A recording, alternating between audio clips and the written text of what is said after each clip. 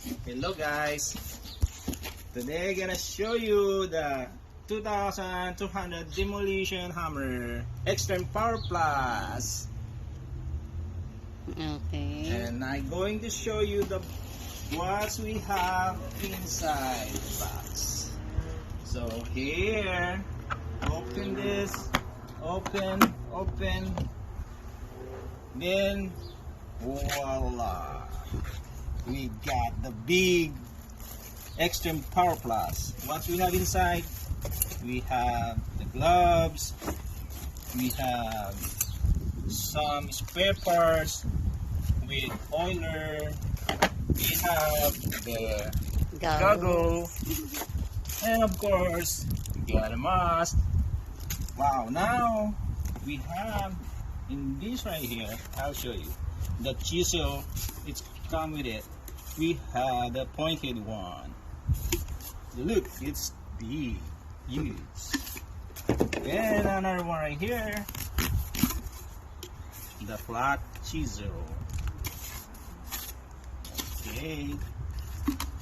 And then, oh, this. Wow. It's huge. Put it back right here. It's here. And guys, that's it guys. Later I show you how it will work. No, show it also how do you put it on.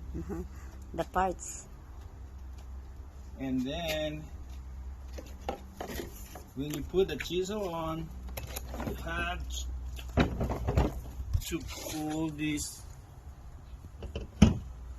latch, turn clockwise, so 180 degrees. Oh, not. Oh, put this on first.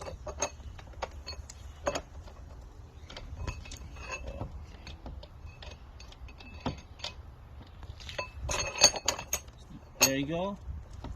Turn to 180 degrees clockwise, and yes, I'm ready to go. Oh yeah, it's moving. And that's it guys for now. Bye.